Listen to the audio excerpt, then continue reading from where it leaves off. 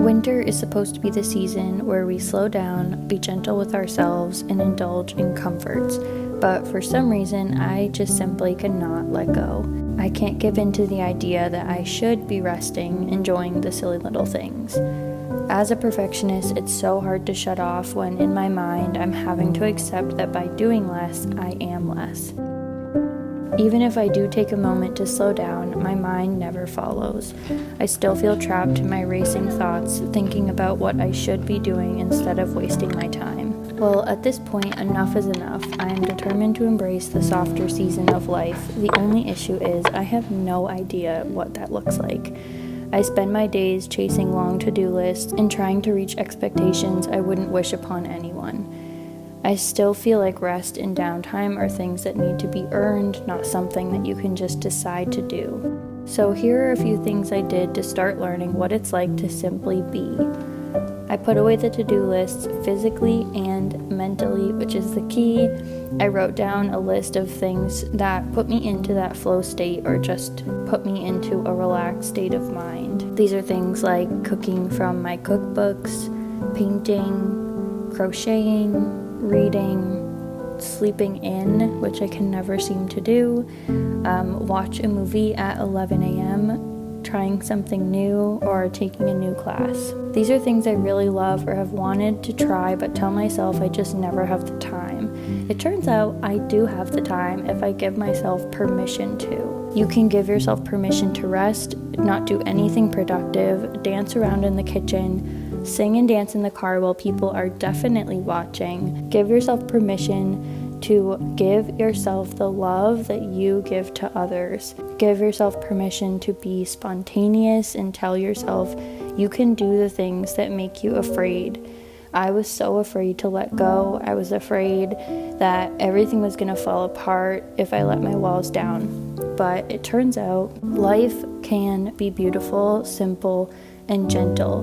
Life has so much more to offer when you are actually living in the present moment. You have so much more to offer when you give yourself the permission to live the life that you've always wanted.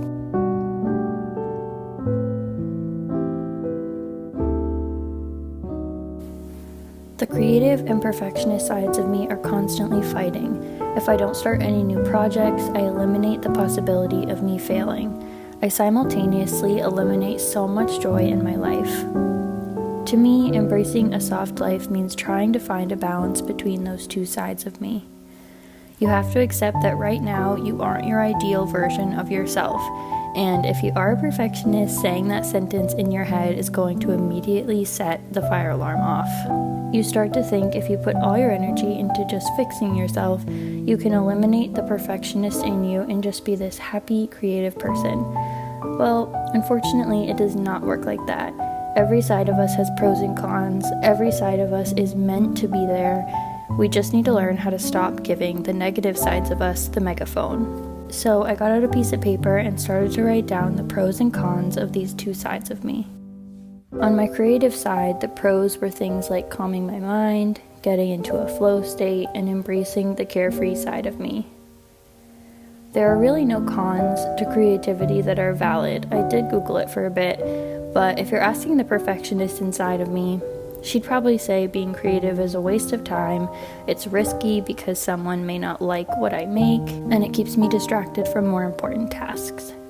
On my perfectionist side, the pros include having better attention to detail, high standards, and quote-unquote going the extra mile. While on the con side, which could go on and on, were things like overthinking, unnecessary pressure, chronic people-pleasing, and low self-worth. For so long, I've thought the answer was to stop being a perfectionist altogether, but after many attempts, I've come to the conclusion that the self-improvement spiral is not the answer. The parts of you that you see as negative are trying to tell you something. They're often trying to keep you safe, because by not putting yourself out there, you eliminate the risk of not being accepted.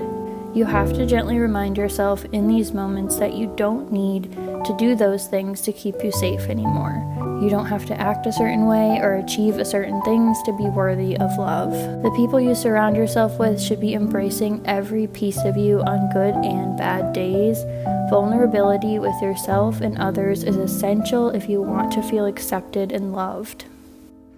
Trust that the little actions and the tiniest mindset changes will get you to a place where you look in the mirror and remember that there was nothing to fix in the first place.